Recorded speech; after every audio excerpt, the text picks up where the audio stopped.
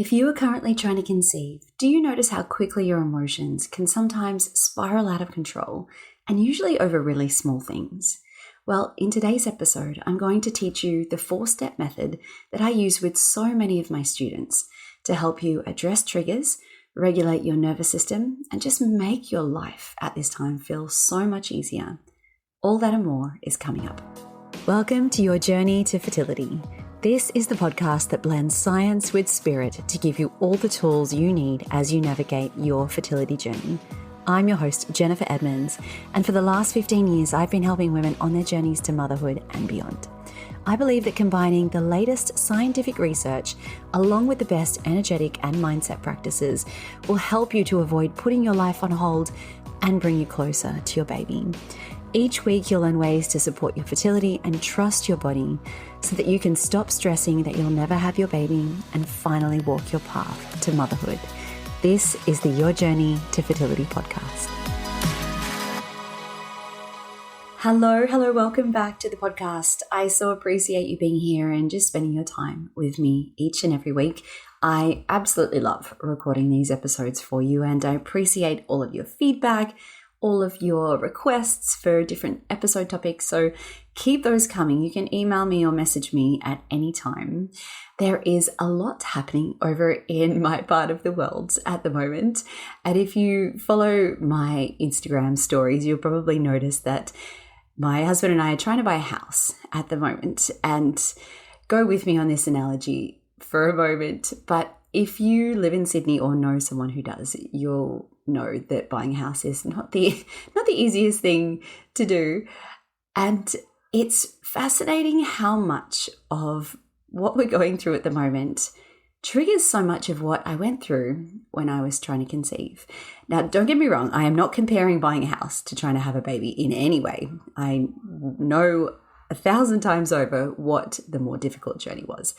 But there are so many similarities that are coming up, and it's made me really aware of how my behavior was when I was trying to have a baby, when I was really deep in the depths of trying to conceive and struggling and going through treatments. It is bringing so much of that all back up. For example, I am constantly Googling, checking my phone, waiting for phone calls. I'm staying up late doing research. It's been on my mind to the point that I've lost focus on other things. I've been struggling to be present with other areas of my life. And so much of this is exactly what I was doing and what I went through when I was trying to have my family. And it just really put me back into that place of how did I get out of every moment of every single day being focused on trying to conceive. And there's nothing wrong with focusing on what you want, but when it takes over your life to the point that you can't focus at work and, you're rearranging the people that you want in your life because they trigger you, and it just, I'm sure you can relate to this, it just takes over every moment of every day. So that's why I wanted to record this episode today, because what I notice is that when we are in that place of overwhelm and dysregulation and anxiety, we struggle to make decisions, we struggle to plan for the future, we struggle to maintain the relationships that we used to have that used to come so easily. And what we're going to talk about today is this beautiful term called the window of tolerance. It is a term that comes from neuroscience, and it's what we use to describe the normal brain and body reactions that occur when you've had a stressful incident or you're going through a stressful time. Basically, it's how much stress we can tolerate before we totally lose our shit and spiral out to the point that your day is completely ruined, your week is ruined, the year is ruined. Sound familiar? So that's what we're going to be going through today. And I'll explain what the window of tolerance is, and then the most important part is I'm going to explain how you can increase yours and why that is so important. So if you can imagine a box, and everything contained within this box is tolerable for you. And everyone's box is going to be different. What triggers me might not trigger the next person and vice versa. So for example, if it's a bit hot that day, perhaps that annoys you, but it's not going to push you over the limit. Maybe you're driving and someone brakes really quickly in front of you. Maybe you're running late for coffee with a friend. You get a little bit less sleep than normal. All of these things can cause some disruption, but they don't ruin your day. They're all within your window of tolerance. So your nervous system will respond to these little incidences in the moment, and then they'll bring you back into a place of calm. So your brain will recognize the threat or the discrepancy in what's happening in your day. Your stress hormones will be released.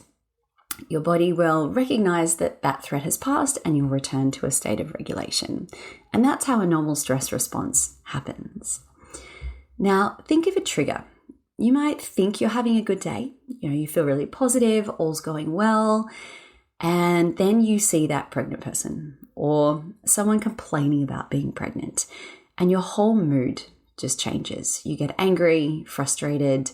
You think dark thoughts about that person, or something really big happens. So an IVF cycle isn't successful, or you have a huge argument with your partner, or maybe you lose your job, something big. And then suddenly your whole world falls apart. These are all well outside your window of tolerance. They're outside of the box. Basically, the top of the box just blows off. And as hard as you might try, it is very, very difficult to get back into a place of regulation. Now, here's where those two scenarios become really problematic. If these triggers happen too often, or these big, overwhelming events keep piling up, which I'm sure you can relate to, month after month of trying to conceive and being met with disappointment after disappointment, your window of tolerance starts to shrink. So that box just gets smaller and smaller around you. And eventually those little things that were minor inconveniences before, running late for a coffee, getting a bit less sleep, they are now incredibly hard for your nervous system to cope with. And over time, this pattern of overwhelm, it gets you to the point where your nervous system says, I can't cope anymore. And we start to withdraw. We feel numb. We feel hopeless. We isolate ourselves.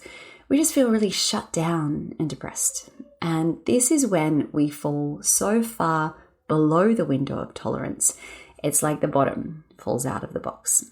So you either completely lose your shit and the top blows off, or we reduce ourselves to this withdrawal state where we're shut down and depressed and we're well below that window of tolerance. Neither are good. We want to be able to stay within that window as much as we can. So you might be thinking, okay, yes, I can relate to this, but what does all of this have to do with making your life easier as you're trying to conceive? Well, the more you increase your window of tolerance, the more you can increase your capacity to handle stress. And then, of course, the easier things become. Now, don't get me wrong, we are not able to remove the stresses of trying to conceive, especially if you're going down the path of medicated cycles and IVF. Those stressful situations are just going to keep coming. It's impossible to avoid them. But what we can do is bring our body into a state where we can handle all of these disruptions and these stressful circumstances with a bit more grace. Yes, we're going to get upset about them. They're going to make us sad, frustrated, angry, hopeless, but they don't ruin your whole life and they don't make you retreat into this state where eventually we end up falling into that place of depression. So think of something that really triggers you. Maybe it is a pregnant colleague at work, or just someone who often says really insensitive things. So imagine if you could handle this in the way you handle a minor stressor.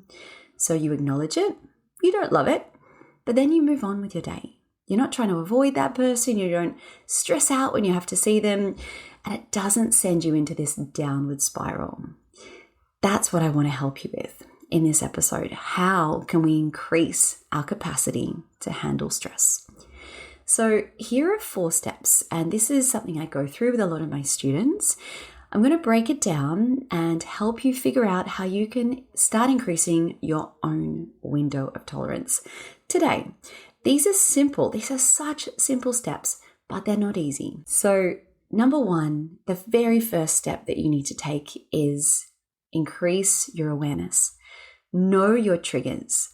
Whether you take a journal with you in your bag or just have a notes page open on your phone in your notes app, and just know what your triggers are.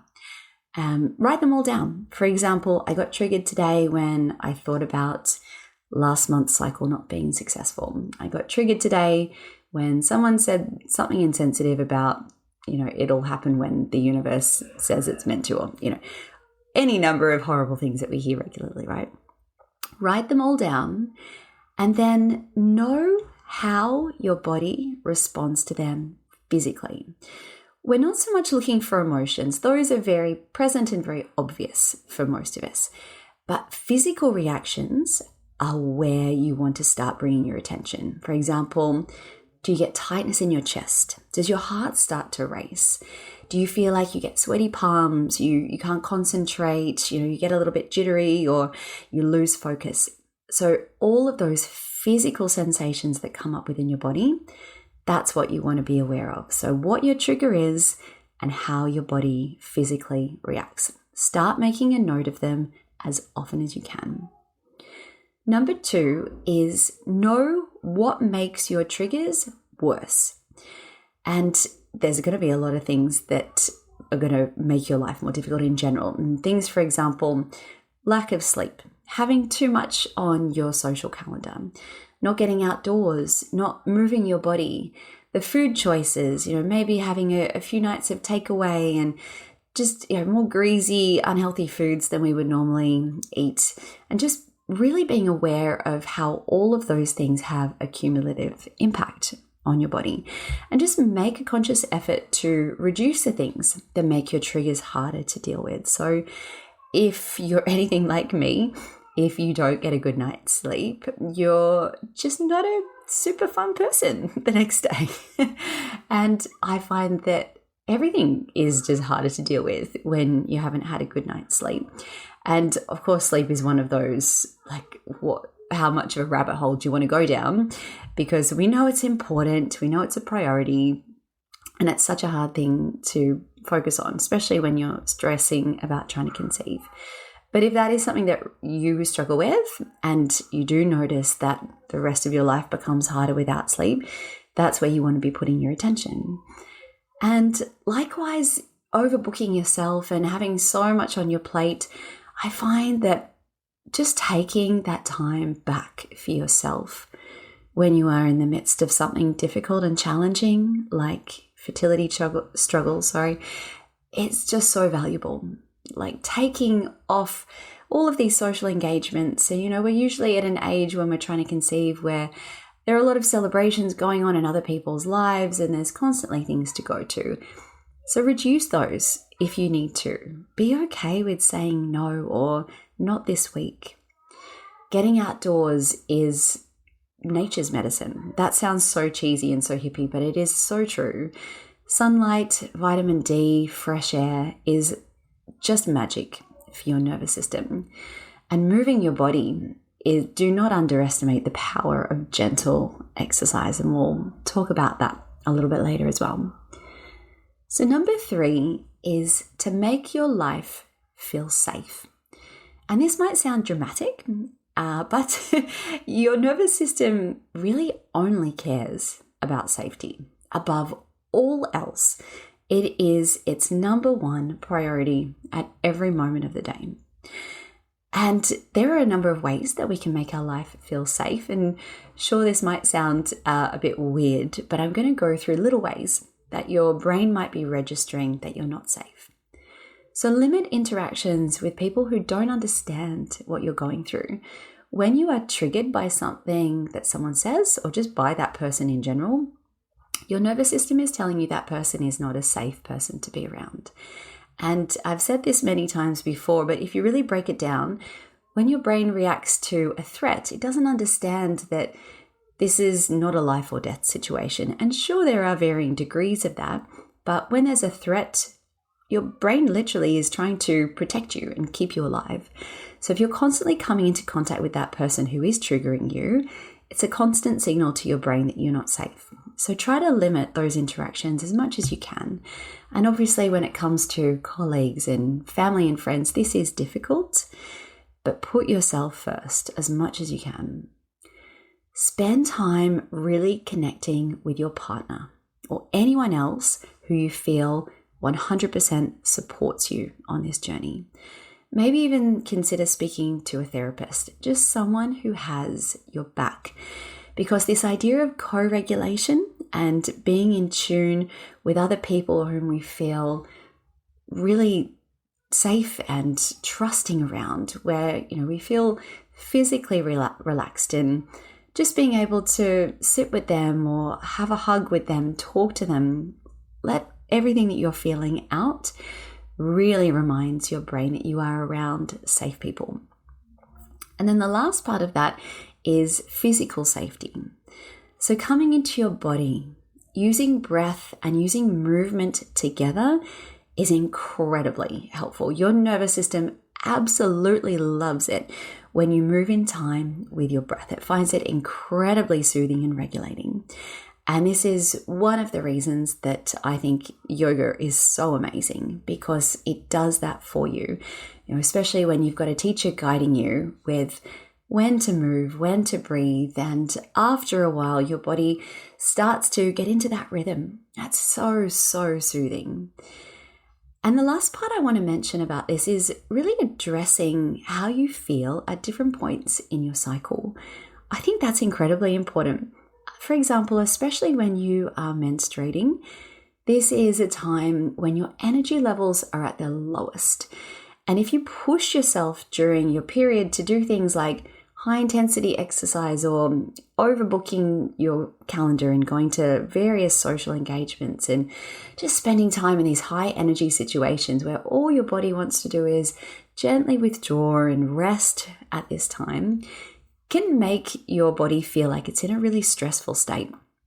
So really getting to know your cycle and how you feel physically at each stage is going to help you remind your brain that you feel safe overall.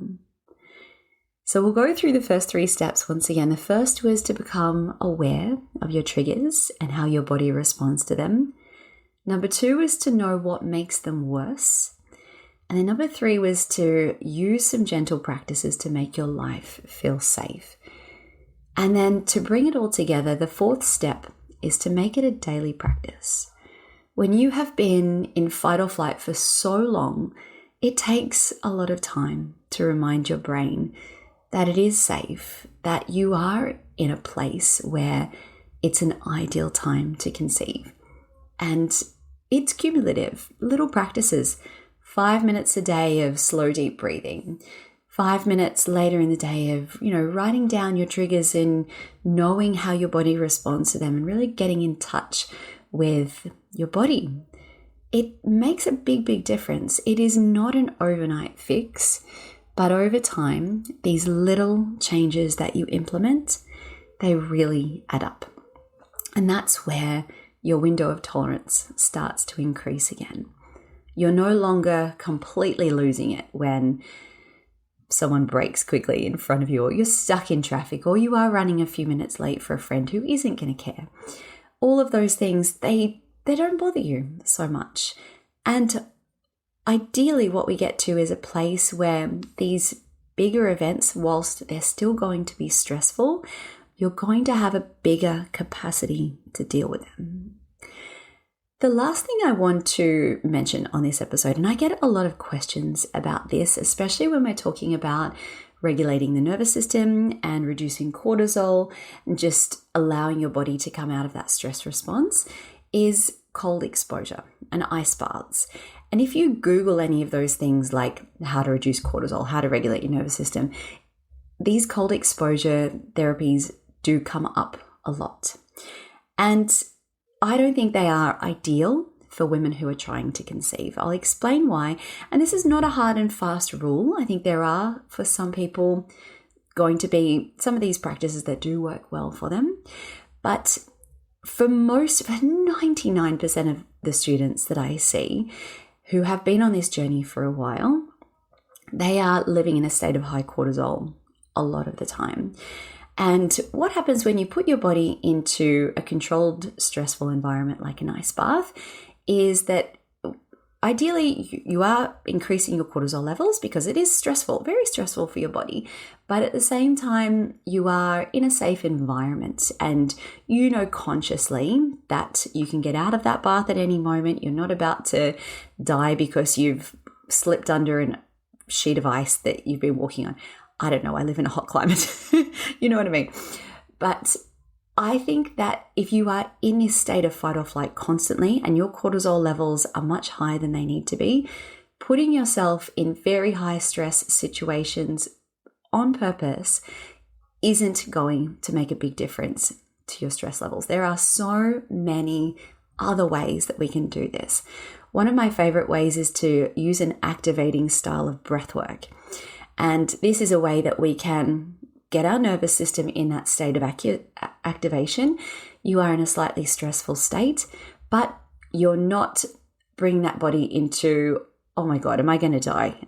If I stay in this ice bath for longer than 5 minutes, am I going to start to, lose feeling in my arms and my legs? So there is a time and a place for cold exposure, but just be aware of it if you are trying to conceive. If you feel that other areas of your life aren't stressful, it's just the fertility aspect that is the thing that's mostly stressing you, then perhaps it is something you want to try. I'd recommend only in the follicular or ovulatory phases of your cycle, definitely not during menstruation or the 2-week wait. So that is just something I wanted to add at the end here because it's a question I get a lot. So I hope this episode was helpful. I really found that just small practical tips to implement throughout my journey made a really big difference for me. So that is my aim in bringing this information to you. Now, if you found this episode helpful, please share it with someone. Leave a review. I absolutely love reading all of your reviews and your thoughts. They pop up on my email feed and make my day. So please feel free to add yours below. On the next episode of the podcast next week, we are going to be talking about human design for your fertility journey.